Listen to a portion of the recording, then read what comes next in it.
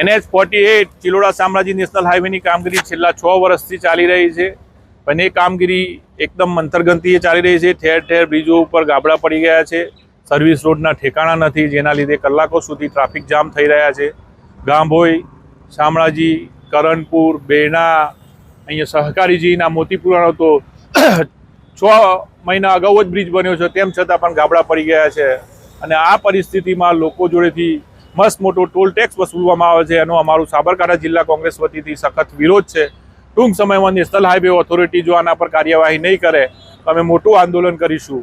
એટલે એ જ રીતે આપણે ભારતમાલા અંતર્ગત પાલનપુર ખાતે એક સર્વિસ રોડનું કામગીરી હતી નેશનલ હાઈવેની, એના પર કાર્યવાહી કરી અને કોન્ટ્રાક્ટર જોડેથી 2.8 કરોડ રૂપિયા દંડ વસૂલવામાં આવ્યો, તેવો દંડ અહીંના કોન્ટ્રાક્ટર પર પણ વસૂલવો જોઈએ, મારી માગણી. નેશનલ હાઈવે 48 ઉપર છેલ્લા 6 વર્ષથી બ્રિજના કામ ચાલુ છે, પરંતુ અમુક બ્રિજના કામ હજી પૂરા થયા નથી. જ્યારે જે બ્રિજના કામ પૂરા થયા છે એમાં 6 મહિના જેવા નાના સમયની અંદર પણ સમારકામની પ્રક્રિયાઓ કરવી પડી રહી છે, તો મોટા પાયે ભ્રષ્ટાચાર થયો હોય એવું લાગી રહ્યું છે.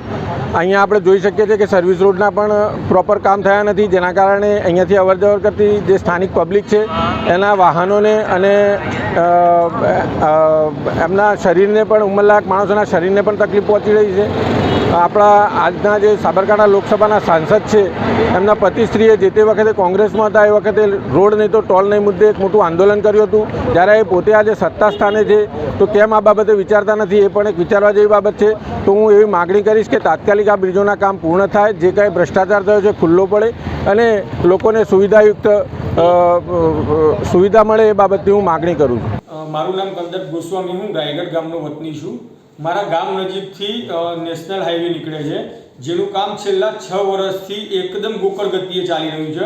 અત્યારે હાલ તમે હાઈવેની પરિસ્થિતિ જુઓ તો એકદમ ખખડધજ થઈ ગઈ છે, અને એને જે અમુક નવીનીકરણ પુલનું કામ ચાલુ છે, જેમ કે નવલપુર છે, પછી માથાસુરિયા છે, અને આ જે પુલનું કામ છે, જે ડાયવર્ઝન આપે છે, ડાયવર્ઝન ઉપર આ લોકો કપચીની કોન્ક્રીટ નાખી દે છે. જે પાણી છાંટે છે તો પાણીના કારણે બાઇક સ્લીપ થવાની નહીં હોય છે, પરિસ્થિતિ સર્જાય છે. અને બીજું હાઈવે ઉપર એટલા મોટા ખાડા પડી ગયા છે કે રોજ સવારે મારે નોકરી આવું તો કઈ રીતે આવું, એ પણ એક મોટો પ્રશ્ન થઈ ગયો છે. તો ગાડીનું બી નુકસાન થાય છે, શરીરમાં બી કમરના હાથના દુખાવો થઈ જાય છે.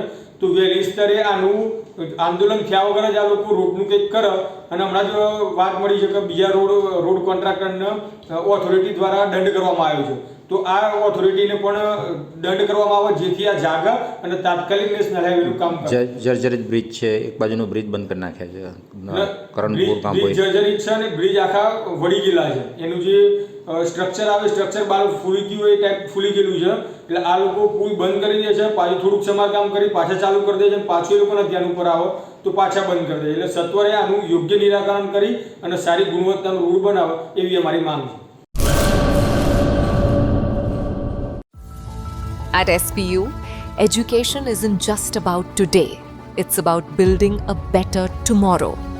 Welcome to SPU, where innovation meets excellence. Study in a cutting-edge environment with programs across technical, medical and paramedical streams. Choose from 120 plus courses in 14 disciplines.